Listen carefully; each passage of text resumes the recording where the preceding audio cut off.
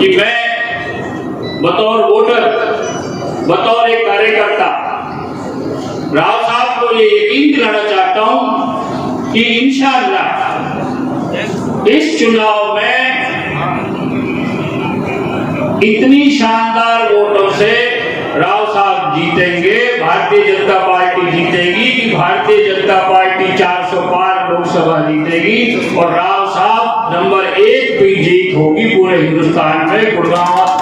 में जीत होगी और यहाँ मेवात से 3 लाख पार वोट जाएंगी। और उनका यहाँ आना और आज इस मंच पे आज एक कार्यकर्ता की तरह उनके छोटे भाई के रूप में इस जिम्मेदारी को संभालने का मुझे मौका मिला है, इसके लिए भी मैं भारतीय जनता पार्टी के शीर्ष नेतृत्व को मुबारकबाद देता हूं कि उन्हें हमारे यहां से उम्मीदवार उन्होंने बनाया है और इंशाअल्लाह छठी बार वो रिकॉर्ड तोड़ मतों से जो देश की सबसे बड़ी पंचायत है लोकसभा में वो जाएंगे, ऐसा मुझे उम्मीद है इंशाअल्लाह, और उम्मीद ही नहीं यकीन भी। मैंने उन्हें बड़ा भाई कहा तो ये कोई राजनीतिक बात नहीं है, क्योंकि राव साहब का परिवार और हमारा परिवार आज से नहीं 60-70 साल से भी ज्यादा हो गए, हमेशा एक रहा है। और मुझे ये फख्र हासिल हुआ है कि जब मेरा जन्म हुआ 2 अक्टूबर सन 1966 में, उसके बाद राव वीरेंद्र सिंह जी की गोदी में मरहूम की मैं उनकी गोदी में खेला हूँ, क्योंकि मरहूम चौतैयब हुसैन साहब और उनका हमेशा प्यार रहा बड़े भाई छोटे भाई का। चौतैयब हुसैन साहब ने विशाल हरियाणा पार्टी में भी उनके नेतृत्व में काम किया और राव साहब की तो मुझे अक्सर याद आती है, रोज जब शीशा देखता हूँ कि चौतैयब हुसैन साहब जब 80 का इलेक्शन एमपी का लड़े फरीदाबाद से, तो राव साहब उनकी कैंपेन में गए और राव साहब यहाँ जीते, चौधरी साहब वहाँ जीते। तो इतनी भीड़ थी राव साहब को देखने के लिए कि मैं जब खिड़की खोल रहा था, बड़ी मुश्किल से खोली, तो मेरे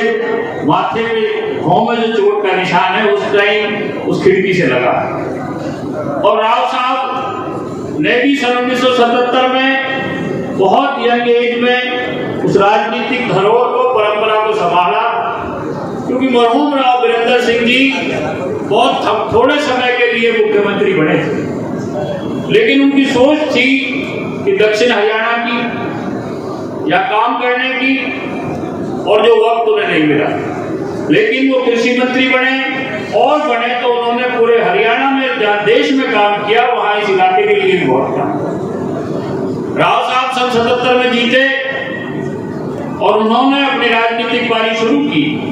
तो उसी विरासत को उन्होंने आगे बढ़ाया कि जो समाज सेवा पे आधारित थी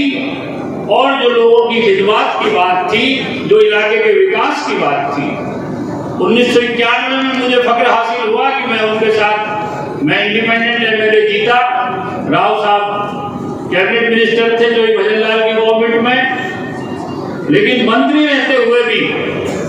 उन्होंने हम सबको साथ लेकर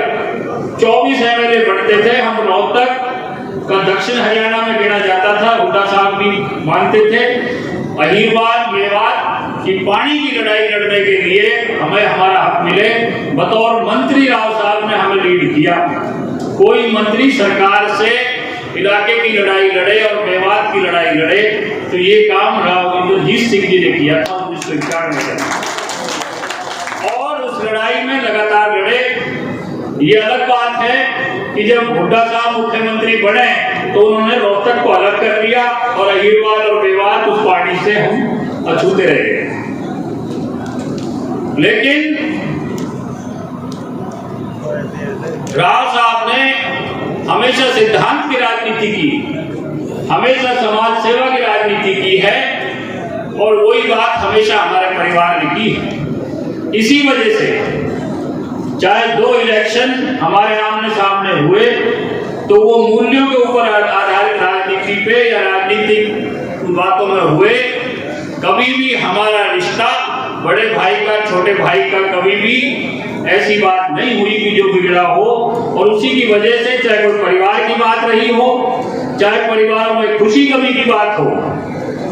उनमें हमेशा हम लोग एक दूसरे के साथ इसी तरह शामिल होते रहे और राव वीरेंद्र सिंह जी का भी ऐसे ही आशीर्वाद मिलता है। आज हमें फक्र है, इस बात का खुशी है कि आज घूम के दुनिया यहाँ आई है कि आज मुझे भी ये मौका मिला है कि मैं बतौर वोटर, बतौर एक कार्यकर्ता राव साहब को ये यकीन दिलाना चाहता हूं कि इंशाअल्लाह इस चुनाव में इतनी शानदार वोटों से राव साहब जीतेंगे, भारतीय जनता पार्टी जीतेगी कि भारतीय जनता पार्टी 400 पार लोकसभा जीतेगी और राव साहब नंबर 1 पे जीत होगी। पूरे हिंदुस्तान में गुड़गांव में जीत होगी और यहाँ मेवात से 3 लाख पार वोट जाएंगे इंशाअल्लाह। लेकिन जैसा कि भाई नसीब ने कहा कि लोगों का मन है भारतीय जनता पार्टी को, और ये मन की बात है कि जो आज लोग इतना उत्साह है लोगों के अंदर, ये मन कहां से बना? चाहे नेता हो, चाहे वोटर हो, चाहे हमारे कार्यकर्ता हो, कि 2014 में जब लोकसभा में मोदी जी की सरकार बनी, प्रदेश में मनोहर लाल जी की सरकार बनी और आदरणीय इंद्रजीत सिंह जी जब मोदी जी की सरकार में मिनिस्टर बने तो उन्होंने मेवात के इलाके की, अहिरवाल की, मेवात की बराबर उन्होंने पैरवी की। सारे मुद्दे उन्होंने उठाए, चाहे वो पानी का था, चाहे विकास का था। मैं लोकल से एमएलए था, लेकिन कभी भी कोई बात राव साहब के कहीं दस्तखत चाहिए हो, चाहे कहीं भी हो, 2 मंत्री थे, राव साहब और कृष्ण पाल गुर्जर जी, और जितने विधायक थे, सबने सिर्फ दस्तखत ही नहीं किए, मेवात के मुद्दों की उन्होंने हमारे से आगे लग के पैरवी की। और आज आदरणीय नरेंद्र मोदी जी ने मेवात को आकांक्षी जिले में रखा, जिसके लिए राव साहब ने बार बार नुहू में मीटिंग ली, उन विकास कार्यों को देखा और हमारे पूर्व मुख्यमंत्री यशस्वी आदरणीय श्री मनोहर लाल जी ने इतना मेवात के ऊपर फोकस किया